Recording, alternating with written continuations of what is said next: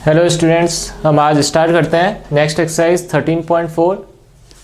Hope so आपने Bayes theorem तक 13.3 तक कंप्लीट कर ली होगी, अपनी 13.1, 13.2 एंड 13.3 कंप्लीट कर ली होगी। तो अब देखो 13.4 क्या है। ये है हमारा हेडिंग है इसकी probability distribution. Probability distribution, distribution का मतलब है प्रोबेबिलिटी किस तरीके से डिस्ट्रीब्यूट हो रही है ना। प्रोबेबिलिटी किस तरीके से डिस्ट्रीब्यूट हो रही है, क्योंकि प्रोबेबिलिटी हमें पता है टोटल प्रोबेबिलिटी किसी की भी इवेंट की क्या होती है, हमेशा 1 होती है। टोटल प्रोबेबिलिटी किसी रैंडम एक्सपेरिमेंट की क्या होगी, 1। अब उसकी अगर टोटल प्रोबेबिलिटी 1 है तो उसका डिस्ट्रीब्यूशन किस तरीके से हो रहा है। जैसे हमारे पास एक कॉइन है, उसको हम क्या कर रहे हैं, 2 टाइम्स टॉस कर रहे हैं, 2 टाइम्स टॉस कर रहे हैं। तो उसमें जो डिस्ट्रीब्यूशन हो रहा है वो कैसे कैसे हो रहा है कि जैसे क्या हो सकता है, हेड आ रहा हो फर्स्ट टाइम और सेकंड टाइम भी हेड आ रहा हो, टेल आ रहा हो और हेड आ रहा हो, ठीक है, हेड आ रहा हो और टेल आ रहा हो, या फिर दोनों ही टेल्स आ रहे हो। क्लियर है ना। ये तो हमें पता है सर, ये तो हमने बहुत सारे कर लिए, ये तो हमें सबको पता है। लेकिन इसका डिस्ट्रीब्यूशन किस तरीके से हो रहा है, जैसे हम बात करते हैं इसकी यहाँ पर, तो कितना होगा 1/2 इंटू 1/2, कितना हो गया 1/4। इसमें देखा जाए तो 1/2 इंटू 1/2 1/4, 1/2 इंटू 1/2 दैट इज 1/4, और ये हो गया हमारा 1/2 इंटू 1/2 1/4। सबका 1/4 आ रहा है। अब देखो इन सबका अगर हम सम कर रहे हैं 1/4 प्लस 1/4 प्लस 1/4 कितना आ रहा है, 1 आ रहा है ना प्रोबेबिलिटी। तो हमें पता है टोटल प्रोबेबिलिटी 1 आनी चाहिए। अब इसका डिस्ट्रीब्यूशन किस तरीके से मैं बोल सकता हूँ। अब इसमें जो रैंडम एक होता है रैंडम वेरिएबल, एक्स से डिनोट करते हैं, जो होता है रैंडम वेरिएबल। क्वेश्चन में दिया हो सकता है कि रैंडम वेरिएबल इस तरीके से है कि वो डिनोट करता है नंबर ऑफ हेड्स को। रैंडम वेरिएबल क्या है, एक्स जो है वो डिनोट करता है नंबर ऑफ हेड्स को। अब नंबर ऑफ हेड्स कितने हैं, इसमें क्या क्या हो सकते हैं। देखो या तो हमारे पास 2 के 2 हेड्स आ जाए, या फिर 1 हेड का ये भी केस है, ये भी 1 हेड का केस है, दोनों एक ही केस के अंदर आ जाएंगे नंबर ऑफ हेड्स में 1। और ये हो गया हमारा 0 हेड्स। अगर मैं 2 या एक कॉइन को 2 बार टॉस करता हूं तो उसमें हेड्स के नंबर ऑफ हेड्स कैसे कैसे आ सकते हैं, या तो दोनों बार क्या आ जाए, हेड आ जाए, या एक बार हेड आए, या 0 बार हेड आए। तो जो हमारा रैंडम वेरिएबल होगा एक्स, वो क्या डिनोट होगा, या तो 0 या 1 या 2। तो अगर मैं बात करता हूँ 0 वाले केस की, तो 0 वाले केस का मतलब क्या है, दोनों हमारे टेल्स हो जाए। तो इसका मतलब ये हो गया हमारा फर्स्ट केस, ठीक है। अगर मैं बात करता हूँ 1 हेड की, अब 1 हेड किस किस में आ रहा है, इसमें भी आ रहा है, इसमें भी आ रहा है, तो ये दोनों केसेस इसके पार्ट हो गए। तो इन दोनों को मैं क्या करूंगा, ऐड करूंगा। ये हो गया हमारा बोथ केसेस, इसमें इंक्लूसिव हो जाएंगे। तो क्या हो गया 1/2 हो गई इसकी प्रोबेबिलिटी। अब ये है हमारा 2, मतलब नंबर ऑफ हेड्स कितने हो जाए, 2, वो हो गया ये हमारा केस। तो इसको कैसे लिखा जाएगा, ये हो गया हमारा x = 2 का केस, मतलब ये 2, ये हो गया हमारा 1 का, और ये हो गया हमारा 0 का केस, ठीक है। तो प्रोबेबिलिटी px, ये px से डिनोट किया जाएगा, ये प्रोबेबिलिटी हो गई इन सब की। क्लियर। ये तो हमारा डिस्ट्रीब्यूशन हुआ। डिस्ट्रीब्यूशन किस तरीके से कि जो हमारा रैंडम वेरिएबल 2 है उसके लिए 1/4 प्रोबेबिलिटी, रैंडम वेरिएबल 1 है उसका हाफ, और रैंडम वेरिएबल 0 है उसका 1/4। रैंडम वेरिएबल हर क्वेश्चन में अलग अलग भी हो सकता है। इसी में हमें बोल दिया नंबर ऑफ टेल्स, तो वो चेंज हो सकता है ना। वैसे तो इसी केस में यही रहेगा 0, 1, 2। अगर बोल दिया कि कम से कम एक हेड आने का, तो वो क्या हो जाएगा, या तो 0 होगा या उससे ज़्यादा वाले, ये सारे के सारे ये दोनों उसमें इंक्लूड हो जाएंगे, है ना। हमें बोल दिया कम से कम एक हेड आना, ये हमारा वेरिएबल है, या तो उससे कम आएंगे या उससे ज़्यादा आएंगे, है ना, या तो उससे कम आएंगे या उससे ज़्यादा आएंगे। तो उससे कम आना मतलब ये हो गया, और उससे ज़्यादा आना या उसके बराबर आना, तो ये दोनों उसमें ऐड हो जाएंगे तब के। तो वो हमारे डिपेंड करेगा क्वेश्चन पर। हमें एक चीज़ ध्यान रखनी है, जो भी प्रोबेबिलिटी डिस्ट्रीब्यूशन होता है उसमें जो प्रोबेबिलिटी का जो सम होता है वो हमेशा क्या होता है, 1। ऑब्वियस सी बात है ना, टोटल प्रोबेबिलिटी का सम क्या होगा, 1।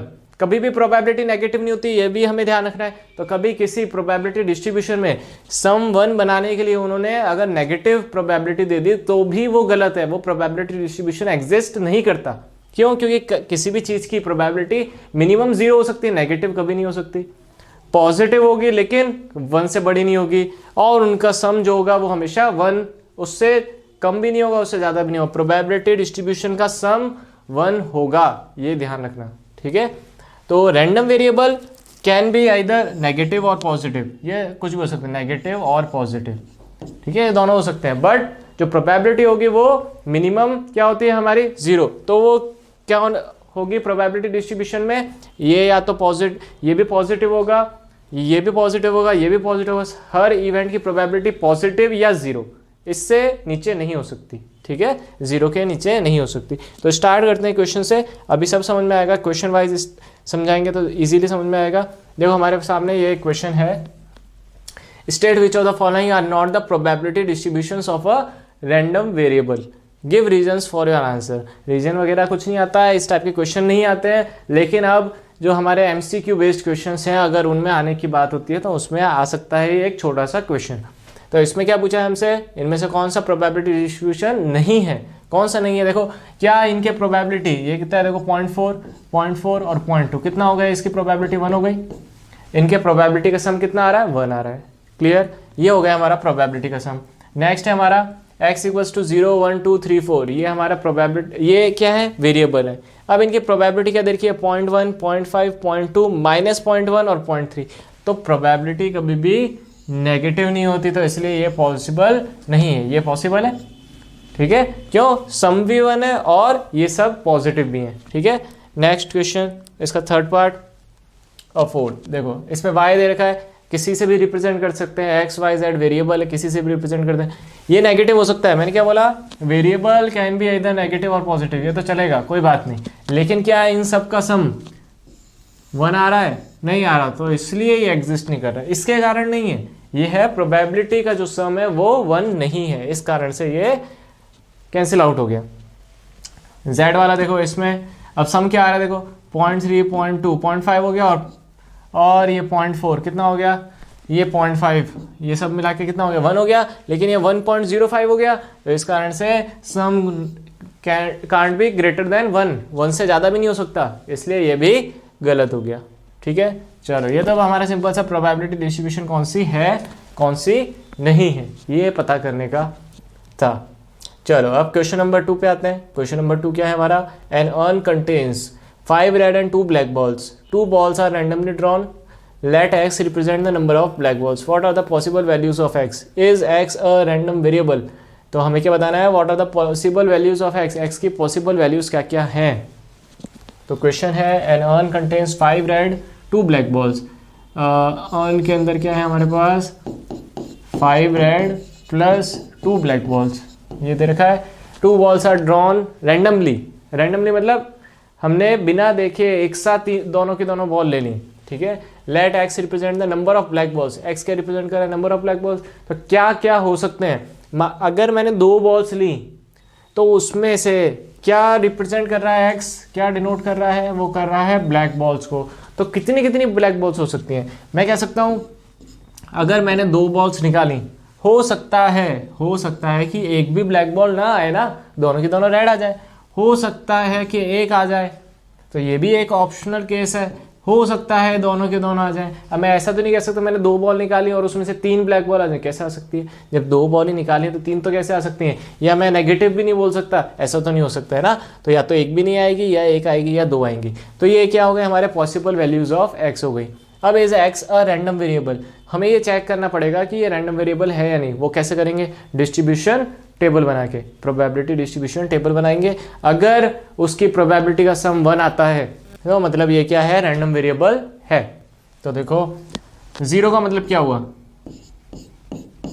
पी एक्स इक्वल्स टू 0, मतलब क्या हुआ, दोनों की दोनों रेड आ रही हैं, पी R1 R2, मतलब दोनों की दोनों क्या आ रही हैं, रेड आ रही हैं। 2 रेड बॉल हम एक साथ सिलेक्ट करें तो 5 थी रेड बॉल, इनमें से ही कोई 2 आएंगी, डिवाइडेड बाय 7C2, टोटल कितनी थी बॉल 7, 7 में से हमने 2 सिलेक्ट की, तो 5 × 4 1 × 2 7 × 6 1 × 2, ये कैंसिल आउट, कितना हो गया, ये 2 से भी कैंसिल, ये हो गया हमारा 3, 10/21 हो गई इसकी प्रोबेबिलिटी।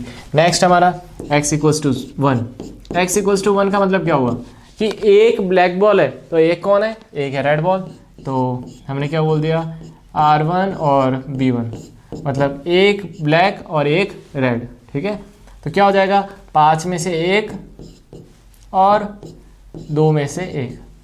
इसमें ऑर्डर का कोई लेना देना नहीं है, क्यों? क्योंकि हम एक साथ सिलेक्ट कर रहे हैं। जब हम एक साथ सिलेक्ट करते हैं तो ऑर्डर आगे पीछे से कोई मतलब ही नहीं होता ना, हम दो एक साथ ले रहे हैं बॉल। जब एक साथ ले रहे हैं तो फर्स्ट और सेकंड कोई उसमें प्रायोरिटी की बात ही नहीं रही। और 7C2 ये हो गया हमारा 5 × 2 डिवाइडेड बाय 7 × 6 अपॉन 1 × 2, तो 2 3 जा, ये हो गया हमारा 10/21। लास्ट है हमारा px = 2। px = 2 का मतलब क्या हो गया? दो जो बॉलें थी दोनों के दोनों क्या है? ब्लैक। तो ये हमारा ब्लैक फर्स्ट और ब्लैक सेकंड, मतलब दोनों बॉल्स ब्लैक आई। तो ये हो गया हमारा, दो थी, दो में से दोनों आ गई, अपॉन 7C2। तो 2C2 कितना होता है? 1। ये हो गया 7 × 6 अपॉन 1 × 2, 2 3 जा, कितना हो गया? 1/21। देखो इन सब का सम कितना आ रहा है? 21/21 = 1। मतलब ये क्या है हमारा? प्रोबेबिलिटी डिस्ट्रीब्यूशन करेक्ट है, तो इसका मतलब ये रैंडम वेरिएबल कहलाएगा। बस ये हमें करना था, बिल्कुल है, ठीक है। तो ये अच्छे से स्टेप्स, सबसे इंपॉर्टेंट है वेरिएबल। अगर हमें रैंडम वेरिएबल पता है, इसका मतलब हमने क्वेश्चन आधा तो सॉल्व कर लिया। क्यों? क्योंकि हमें पता है 0 का मतलब क्या है? दोनों रेड, 1 का मतलब क्या है? रेड ब्लैक, और 2 का मतलब क्या है? ब्लैक ब्लैक, ठीक है। तो इस क्वेश्चन में, इस क्वेश्चन क्या, सब क्वेश्चन में अगर रैंडम वेरिएबल को तुम फाइंड कर लेते हो, अगर हमने क्वेश्चन पढ़ा, हमने क्या दिया, वेरिएबल ये होने चाहिए और सही बताए, तो हम आगे इसको बहुत इजीली सॉल्व कर लेंगे, ठीक है। चलो क्वेश्चन नंबर 3, इसको खुद से सोचोगे, मेरे लिखने से पहले अपने आप करोगे, बेटर रहेगा। Let x represent the difference between the number of heads and the number of tails obtained when a coin is tossed 6 times. What are possible values of x? हमें केवल possible values of x बताना है, लेकिन x है क्या? इस बार x कुछ अलग है। क्या है? The difference between number of heads and number of tails. अगर मैं 6 times क्या कर रहा हूँ? कॉइन टॉस कर रहा हूँ, तो क्या हो सकता है? डिफरेंस क्या क्या हो सकता है? देखो, या तो हो सकता है कि सारे के सारे हेड आ जाएं, है ना? सारे हेड आएंगे तो डिफरेंस कितने का है? 6 का। क्यों? क्योंकि ये 6 है और वो 0 है, तो 6,0 है ना, 6 - 0। और एक चीज़ ध्यान रखना है, इसने किस में से किसको माइनस करना है ऐसे कुछ नहीं बोला। इसका मतलब वो एक तरह से ध्यान कर देना उसको, probability of number of heads, इसको बोल सकता हूँ NZ, मतलब NZ, Z कहाँ से आ गया? NH और -NT, इनका मॉड है ना, इनके डिफरेंस जो है, इनका मॉड्यूलस का मॉड्यूलस इसलिए लिया क्योंकि इसने कुछ हमें फिक्स नहीं बोल रखा है कि किस में से किसको माइनस करना है। तो इसका मतलब केवल वो इसके डिफरेंस की बात कर रहा है। तो डिफरेंस क्या हो सकता है? 6।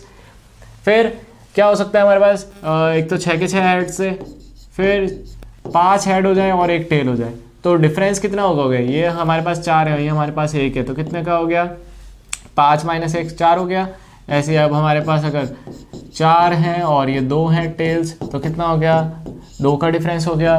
फिर हमारे पास 3 हेड हैं और 3 टेल है, तो 3 टेल हैं, तो हमारे पास कितने का डिफरेंस हो गया? ये हो गया हमारे पास 0 का डिफरेंस। तो ये हमारा x कहलाएगा, ये हमारा x है, बस इससे ज़्यादा कुछ है नहीं, ये हमारा x हो गया, ठीक है। चलो आगे बढ़े। इतना छोटे छोटे से क्वेश्चन है। पूरी प्रोबेबिलिटी तुम्हें पता है, 9th पढ़ी है, 10th पढ़ी है, 11th में पढ़ी है, 12th में आप पढ़ रहे हो, तो तुम्हें पता है प्रोबेबिलिटी में कभी भी लेंथी क्वेश्चन तो होते नहीं है, जनरली नहीं होते। कुछ क्वेश्चंस थे जो लेंथी हो सकते थे, लेकिन वो रिमूव हो चुके हैं, है ना। जो हमारे वेरिएंस था या हमारे मीन वाले क्वेश्चंस थे वो रिमूव हो गए। तो RBSE एंड CBSE दोनों में से रिमूव हो गया है वो टॉपिक। चलो क्वेश्चन नंबर 4 है, find the probability distribution of. अब इसमें 3 अलग अलग क्वेश्चंस हैं। प्रोबेबिलिटी डिस्ट्रीब्यूशन किसका फाइंड करना है? Number of heads in 2 tosses of a coin. देखो ये तो अभी बता दिया था मैंने। Number of tails in the simultaneous tosses of 3 coins. 3 coins का आपस एक के बाद एक हम क्या कर रहे हैं? टॉस कर रहे हैं, उससे नंबर ऑफ टेल्स। अब नंबर ऑफ टेल्स की बात करिए, अगर मैं 3 टॉस करूंगा, 3 टॉस होंगे, तो क्या हो सकता है? देखो एक अगर टॉस होता है तो उसमें कितने केस बन सकते हैं? या तो एक हेड, एक टेल और 0 टेल, यही बनेगा। 2 होंगे तो क्या होगा? 2 टेल, 1 टेल या 0 टेल। अब अगर 3 होंगे तो 3 टेल हो सकते हैं, 2 टेल हो सकते हैं, 1 टेल हो सकता है या 0 टेल हो सकते हैं। तो मतलब 4 केसेस बनेंगे। एक्स हमें पता है, एक्स हमें पता चल गया कि हमारा एक्स क्या होना चाहिए। तो यहाँ पर कैसे करना है हमें इसको आगे सॉल्व, देखो हमें आगे सॉल्व कैसे करना है, क्या लिखना है, let X denote the number of tails in 3 simultaneous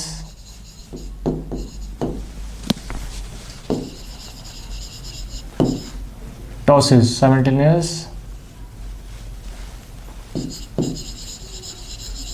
tosses of 3 simultaneous tosses, ठीक है, ऑफ अ कॉइन बोल देते हैं। तो 3 टॉस में, तो देखो 3 टॉस का मतलब पहला क्या होगा, x इक्वल्स टू 0, ठीक है, नो टेल्स अकर, कोई भी टेल ना आए, कोई भी टेल ना आए का मतलब क्या होगा, इसकी प्रोबेबिलिटी क्या हो जाएगी, P X equals to 0 equals to, इसका मतलब फर्स्ट हमारा हेड है, सेकंड भी हेड है एंड थर्ड भी हेड है। तो हेड के आने की probability half half and half कितनी हो गई, 3/8, सॉरी 1/8 है ना, क्या हो गई ये 1/8 हो गई, ठीक है। Next x equals to 1, x equals to 1 क्या है हमारा, 1 टेल अकर्स, ठीक है, और अपीयर्स। तो एक बार आ जाए क्या होगा, P X equals to 1, probability क्या हो जाएगी, टेल आ जाए, हेड आ जाए, हेड आ जाए, या फिर प्लस, देखो ये अलग अलग है, हम एक बार उछालेंगे फिर दूसरी बार उछालेंगे फिर तीसरी बार उछालेंगे, है ना, एक तो इसलिए हम अलग अलग ऑर्डर में इसको लेंगे। लेकिन जब हमने बॉल निकाली थी तो वो एक साथ निकाली थी, उसमें तो ऑर्डर का चांस ही नहीं था कोई। तो कई बार बच्चे कंफ्यूज हो जाते हैं कि सर किस में ऑर्डर आता है किस में नहीं आता है, हमें नहीं समझ में आता। वो ध्यान रखो कब हम एक साथ काम कर रहे हैं, कब हम एक एक करके टॉस करेंगे। तो टॉस पर हम आगे पीछे हो सकते हैं। ये क्या हो जाएगा हमारा 1/2 इंटू 1/2 इंटू 1/2, ऐसे कितने 1 2 3, तो इंटू 3 कर देंगे इसको, तो कितना हो गई प्रोबेबिलिटी, हो गई हमारी 3/8। Next x equals to 2, sorry पहले तो x इक्वल्स टू 2 लिखना है ओनली, ये हो गया हमारा x इक्वल्स टू 2 के लिए क्या क्या केसेस बनेंगे, x इक्वल्स टू 2 मतलब 2 टेल अकर्स, तो 2 टेल अकर्स क्या हो जाएगा, और अपीयर्स क्या क्या हो जाएगा इसके अंदर, ये हमारा हो गया P X equals to 2, 2 tails आ रहे हैं पी टी और P H, plus P T P H और P T, P H P T और पी टी, ये हो गया। अब इसमें टेल्स की वापस से 1/2 इंटू 1/2 इंटू 1/2, ऐसे कितने 3 है तो 3/8 हो गई, ठीक है। नेक्स्ट क्या आता है हमारा, नेक्स्ट है हमारे पास x इक्वल्स टू 0 हो गया, 1 हो गया, 2 हो गया, और हमने क्या बोला था 3 हो सकता है, तो 4th इसमें से x इक्वल्स टू 3, 3 टेल्स अकर,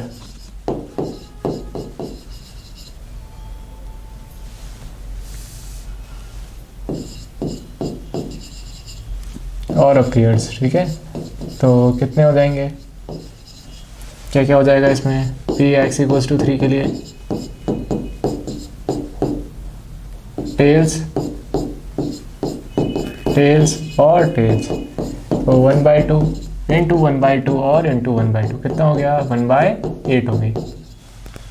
हमें क्या फाइंड करना है, अब सब देखो इन सब का देखो सम, ये हो गया 1/8 हो गया, ये 3/8 हो गया, 3/8 हो गया और 1/8 हो गया। क्या सम आ रहा है इनका, 1 + 3 + 3 + 1 8/8 दैट इज 1। तो प्रोबेबिलिटी डिस्ट्रीब्यूशन का सम जो आ रहा है पूरा का पूरा, प्रोबेबिलिटी की वैल्यू कितनी आ रही है 1 आ रही है। इसको टेबल बनानी है एंड में, ये तो हमने कर दिया, इसके बाद क्या करनी है टेबल बनानी है, x p x 0 1 2 3 1/8 3/8 3/8 एंड 1/8। ये हमारी टेबल इस तरीके से पूरी टेबल एक ड्रॉ करनी है। ये हमारा आंसर हो गया, है ना। फाइंड प्रोबेबिलिटी डिस्ट्रीब्यूशन, ये हमने टेबल एंड में ड्रॉ कर दी, ये हमारा काम खत्म हुआ। अब ये पूरा का पूरा क्वेश्चन एज इट इज इस तरीके से इसको सॉल्व करना है, ठीक है। क्वेश्चन कोई टफ नहीं है, क्वेश्चन बहुत सिंपल सा क्वेश्चन है, केवल इसको हमें पूरा एक्सप्लेन करते हुए काम करना है, ये सब चीज़ लिखते हुए काम करना है, ठीक है। हमें पता तो चल गया x = 0 1 2 3 है केसेस, लेकिन इन सबको हमें पूरा का पूरा एक्सप्लेन करते हुए काम कंप्लीट करना है। चलो इसको नोट कर लेना। अब आगे चलते हैं नेक्स्ट क्वेश्चन पे। ये आपके सामने एक क्वेश्चन आ गया है। क्या है question? Find the probability distribution of number of successes in 2 tosses of a die, ठीक है। अच्छा, उसमें मेरे ख्याल से एक और क्वेश्चन था लेफ्ट, वो क्या था? Number of heads in 4 tosses of a coin. तो ये अब आपको अपने आप ट्राई करना है, इसमें ये 4 टॉसेस वाला है, ये अब अपने आप ट्राई करना है, ठीक है। सिमिलर है, ये मैं करवा चुका, फर्स्ट और सेकंड करवा दिया, इसमें 4 टॉसेस का आ गया, तो इसमें 5 केसेस हो जाएंगे। तो find probability distribution of number of successes in 2 tosses of a die where a success is defined as number greater than 4। तो सक्सेस क्या है इसमें, है ना। पहला सक्सेस क्या है? 5th का फर्स्ट। इसमें सक्सेस क्या बोल रहा है कि where a success defined as number greater than 4, die को 2 बार फेंकने पर, 2 बार थ्रो करने पर, तो क्या क्या हो सकता है? इधर यहाँ पर सबसे पहले तो लेट एक्स डिनोट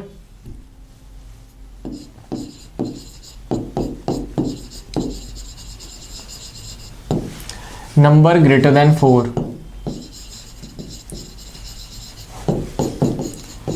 अब थोड़ा सा ये क्वेश्चन क्लियर नहीं होता बच्चों को, ये कि नंबर ग्रेटर देन 4 का मीनिंग क्या है, ये क्या है। जैसे हमारे पास 2 बार हम डाई को थ्रो कर रहे हैं, पासे को 2 बार थ्रो कर रहे हैं, क्या हो सकता है कि दोनों बार 4 से छोटा आ जाए, एक बार 4 से बड़ा आ जाए, या दोनों बार 4 से बड़ा आ जाए, ये इसमें कहना चाह रहा है ना। तो नंबर ग्रेटर देन 4 का मतलब क्या है? जो सक्सेस क्या है, अगर हम डाई थ्रो कर रहे हैं, पासा फेंक रहे हैं, हम क्या बोलते हैं? 4 से बड़ा आ जाना चाहिए, 4 से बड़ा आएगा तो हम ज़्यादा आगे भाग पाएंगे, तो वो वाली चीज़ है। तो x denote number greater than 4, तो कितनी बार उसमें 4 से बड़ा नंबर आ रहा है। तो इसका फर्स्ट केस क्या हो जाएगा हमारा? ए बोल देते हैं इसको हम, x = 0, मतलब क्या है? किसी पर नहीं आ रहा, no die result, no toss result, no die नहीं, no toss, no toss result shows number greater than 4। तो इसकी प्रोबेबिलिटी px = 0 क्या हो जाएगी हमारी प्रोबेबिलिटी कि पहले पर भी इसको बोल दें हम ई बार और दूसरे को भी बोल दें ई बार, ठीक है। तो मतलब 4 से छोटा आ रहा है, 4 से छोटे कितने नंबर्स होते हैं हमारे पास? 4 से छोटे होते हैं हमारे पास। ग्रेटर देन की बात करी है उसने, तो हम एग्जैक्टली 4 को भी काउंट करेंगे ना। नंबर ग्रेटर देन 4, 4 से बड़े कौन कौन होते हैं? 5 या 6, लेकिन हमें उससे 5-6 की बात नहीं करनी। तो क्या हो जाएगा हमारे पास? 4/6 इंटू 4/6 कितना हो गया? ये हो गया हमारा 4/9। इसको सिंप्लीफाई करेंगे तो ये होगा ना 2/3 और 2/3 4/9, ये हो गया। बी पार्ट इसका x = 1, one toss shows number greater than 4। अब वो कोई सा भी नंबर हो, कोई सा भी प्लेस पे हो सकता है, तो कोई से भी प्लेस पे हो सकता है। तो क्या बोल सकते हैं x = 1 में कि इधर आ जाए, फर्स्ट टॉस पर आ जाए, ठीक है। या फिर क्या हो सकता है कि सेकंड टॉस पर आ जाए। तो E का मतलब क्या हो गया? 5 या 6 आने की, तो 5 या 6 आने की कितनी है? 2/6 इंटू 4/6 प्लस 4/6 इंटू 2/6। तो क्या हो गई देखो, ये कितना है? 1/3 और 2/3 2/9, 2/9 कितना हो गया? 4/9, ये हो गया हमारा 4/9 हो गया इसका भी रिजल्ट। और लास्ट है हमारे पास x = 2। तो 2 tosses show number greater than 4, दोनों पर नंबर ग्रेटर देन 4 आ जाए तो पी एक्स इक्वल्स टू 2। तो क्या हो जाएगा हमारा, फर्स्ट पर भी आ जाए और सेकंड पर भी आ जाए। कितना हो गया हमारा, ये हो गया हमारा 2/6 इंटू 2/6 1/9 हो गया। तो ये हो गया हमारा 1/9, ये हो गया हमारा 4/9, ये हो गया हमारा 4/9। कितना हो गया, इसके सम कितना आ रहा है, कंप्लीट बना रहा है ना 9/9। तो इसका डिस्ट्रीब्यूशन टेबल बना देना इस तरीके से। ये हो गया हमारा x पी एक्स 0 1 2 4/9 4/9 एंड 1/9। ये इसका आंसर हो। समझ में आ रहा है सबको, अच्छे से समझना, बहुत इजी है। एक बार वापस से रिपीट कर लेना, नहीं आता है तो समझ में, लेकिन इसको ज़रूर कंप्लीट करना। पूरे 7 या 8 मार्क्स है ना, किसी में 7 है किसी के में 8 है, तो 7 या 8 मार्क्स कवर होते हैं। सोचो इतना इजी टॉपिक में 7 या 8 मार्क्स लाने इजी है। और हमारे जो धीरे धीरे स्कोरिंग एडजस्ट करो कि हमारे ये मार्क्स कंप्लीट हो गए, ये मार्क्स कंप्लीट हो गए, इस तरीके से करो तो पता चलेगा हमने अभी तक कितना कंटेंट कवर किया है, कितने चैप्टर्स कवर किए हैं, कितने मार्किंग हमने कवर करी है। खाली हम पढ़ते जा रहे हैं, हमें पता ही नहीं कौन सा चैप्टर कितने मार्क्स का है। तो हम आगे क्या करेंगे, हम क्या पता बहुत कम मार्क्स वाले हमने तैयारी कर ली, लेकिन पता चला वो तो वेटेज ही उसका कम है। तो क्या मतलब हम उस पर ज़्यादा फोकस करें, हम जो ईजी है और नंबर जो ज़्यादा कैरी करते हैं उन पर चलते हैं, है ना। इसलिए उनको अच्छे से ध्यान में रख के काम करो। ये है हमारी क्वेश्चन नंबर 6। हाँ चलो, question number 6। From a lot of 30 bulbs which include 6 defectives, a sample of 4 bulbs is drawn at random with replacement. Find the probability distribution of number of defective bulbs. Number of defective bulbs. चलो, तो हमें क्या बताना है, defective bulbs कितने हमने निकाले, bulb 4 bulb is drawn. तो अगर हम 4 बल्ब निकाल रहे हैं, 6 डिफेक्टिव हैं, तो क्या हो सकता है, कितने केसेस बनेंगे इसमें से, डिस्ट्रीब्यूशन हमें बताना है। तो हो सकता है एक भी ना हो सकता है 1 2 3 4, ये पूरे सारे के सारे केसेस बनेंगे इसमें। तो हमें ये सब बनाने पड़ेंगे। तो let x denote number of defective bulbs, ठीक है, where d denote defective, d bar non defective. ये तुम स्टार्टिंग में भी लिख सकते हो या सबसे नीचे एंड में लिख सकते हो, ठीक है। यहाँ पर हमारे पास फर्स्ट स्टार्टिंग में लिखोगे तो उसके लिए आसानी रहेगी, स्टार्टिंग में पता चल जाएगा वो क्या कहना चाह रहे हैं हम। तो x इक्वल्स टू 0। 0 का मतलब क्या है, कोई भी डिफेक्टिव बल्ब नहीं है। तो कोई भी नहीं है मतलब नो डिफेक्टिव, सॉरी नो लगाना है, डॉट नहीं लगाना है इसमें, नो डिफेक्टिव बल्ब, ठीक है। तो P प्रोबेबिलिटी क्या हो जाएगी, x इक्वल्स टू 0 की।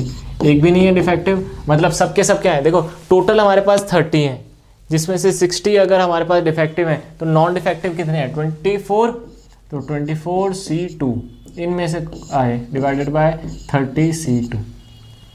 तो 24 into 23 divided by 1 into 2 by 30 into 29 1 into 2, ठीक है। तो ये 1/2 तो कैंसिल है ना। अब इसमें से क्या होगा, ये हो गया हमारा 6 4 और ये हो गया हमारा 5। तो 23 इंटू 4 डिवाइडेड बाय 29 इंटू 5 कितना हो गया, ये हो गया हमारा 92/145। ये इसकी प्रोबेबिलिटी हुई। नेक्स्ट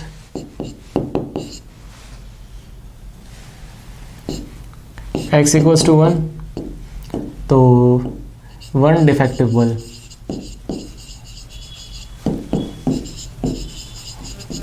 सॉरी हम कितने बल्ब निकाल रहे हैं, 4 बल्ब्स आर ड्रॉन है ना। थोड़ा सा इसमें करेक्शन करना, यहाँ पर क्या हो जाएगा 4 बल्ब्स है, 4 बल्ब्स। तो ये तो काफ़ी लेंथी क्वेश्चन हो गया। चलो इसको सॉल्व करते हैं, वापस इसको करते हैं।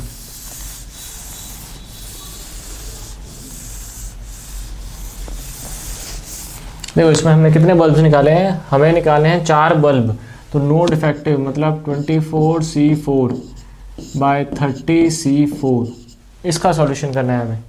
ठीक है, सिमिलरली इसी तरीके से सेकंड क्या होगा हमारा, या घर पे बैठे बैठे तुम करना है, इसमें टाइम वेस्ट करने का मतलब नहीं। 1 डिफेक्टिव बल्ब, एक डिफेक्टिव हो,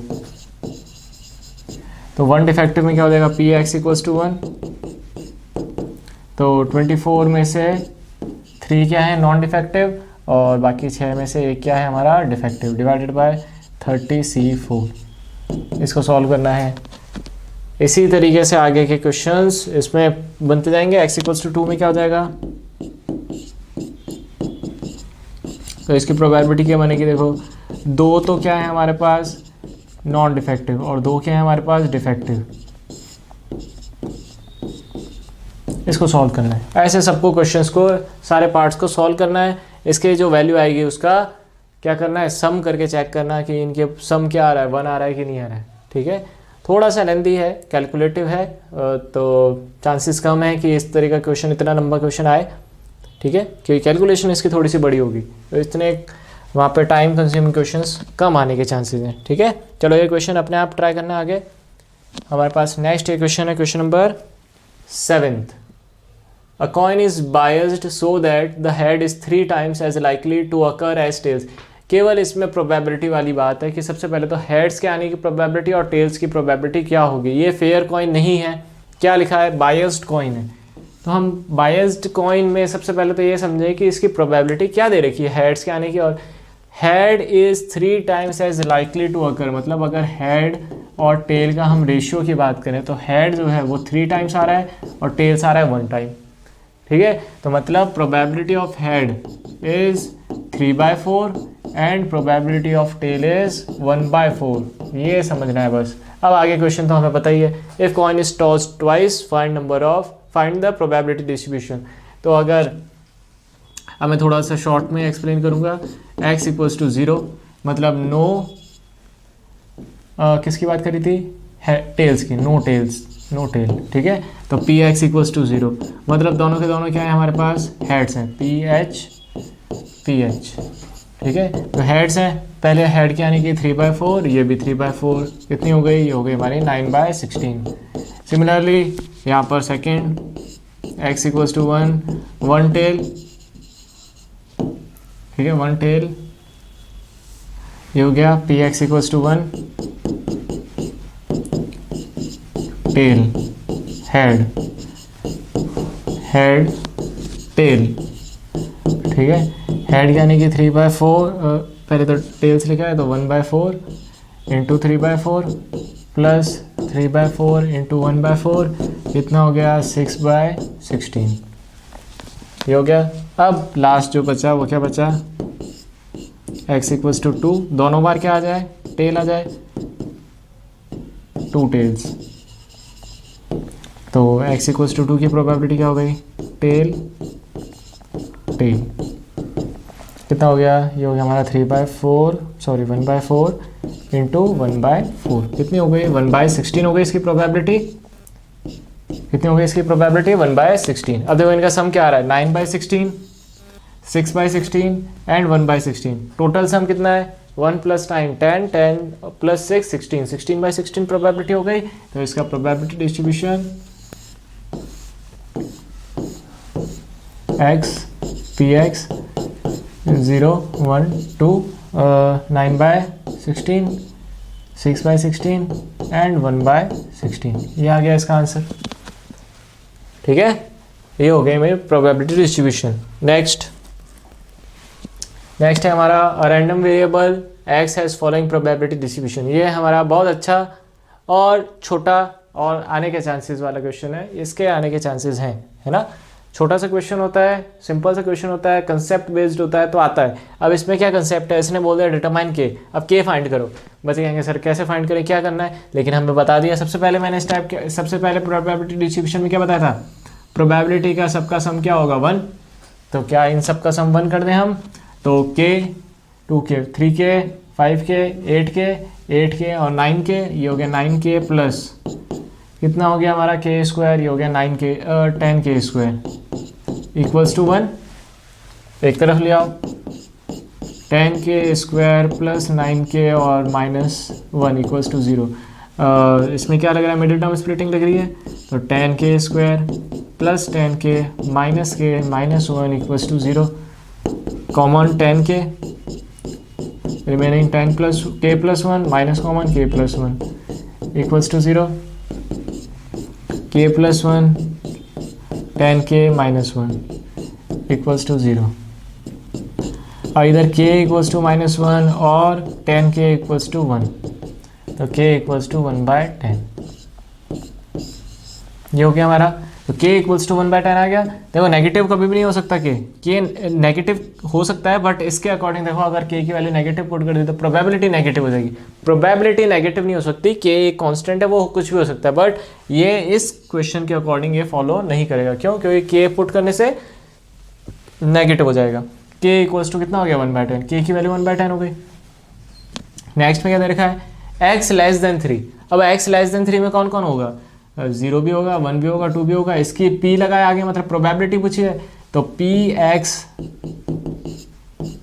लेस देन 3 इक्वल्स टू क्या है, px equals to 0 plus x equals to 1 plus px equals to 2।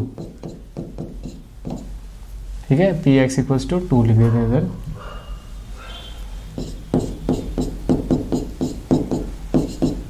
तो x इक्वल्स टू, देखो इन सब का प्रोबेबिलिटी कितनी है, देखो इसकी पहले की 0 प्लस k प्लस 2k कितनी है 3k, k की वैल्यू 10, तो 1/10, तो 3/10 होगी इसकी probability. Similarly x greater than 6 है, ग्रेटर दैन 6 में कौन है, ओनली 7, तो 7 वाले में क्या प्रोबेबिलिटी है, ये हो गई हमारी 7k स्क्वायर प्लस k, ये वैल्यू पुट कर देना। फिर नेक्स्ट है हमारा 0 to 3, greater than 0 and less than 3। इसमें इक्वल्स टू नहीं लगाए, नहीं लगाए मतलब इनके बीच में कौन होता है 0 3 के बीच में 1 और 2, तो ये ओनली ये 2 केस ले लेंगे इसके अंदर, यही आ जाएगी 3/10 आ जाएगी इसकी प्रोबेबिलिटी, है ना। इसी टाइप के क्वेश्चंस, देखो छोटा सा क्वेश्चन है पर समझने लायक है। समझ में आ गया कि प्रोबेबिलिटी हमेशा 1 रहती है तो हम कर सकते हैं। ये समझ में आ गया कि प्रोबेबिलिटी कभी नेगेटिव नहीं हो सकती, इसलिए k equals to -1 rule out कर देंगे, k इक्वल्स टू 1/10 इसका आंसर हो जाएगा, है ना। तो इस तरीके से पता चलता है। नेक्स्ट सिमिलर क्वेश्चन, इसमें भी हमें क्या करना है, determine value of k, k की वैल्यू फाइंड करनी है अमंग दिस। ये दे रखा है हमें, देखो x equals to px, probability दे रखी है k, 2k, 3k एंड 0, तो इन सब का सम क्या हो गया 1, 6k इक्वल्स टू 1। आगे तुम अपने आप समझ गए हो, होशियार हुई हो, तो 1/6 प्रोबेबिलिटी, k की वैल्यू 1/6, तो प्रोबेबिलिटी 1/6, 2/6, 3/6। आगे फर्दर तुम खुद कर लोगे। ये हमारा कंप्लीट हो गया टॉपिक, है ना। प्रोबेबिलिटी में केवल इतने ही क्वेश्चंस हैं। क्वेश्चन नंबर ये 13.4 में केवल यहाँ तक है, मीन वेरिएंस रिमूव हो गया है, तो हमें कहाँ तक करने थे, क्वेश्चन 9 तक। आरबीएसई में भी यही है, सीबीएसई में भी इतना ही है। आगे के जो क्वेश्चंस है कुछ कौन से, जो हमारे मिसलिनियस एक्सरसाइज में, वो क्वेश्चंस हम कर लेंगे। ठीक है, आज के लिए केवल इतना ही, जा सकते हो।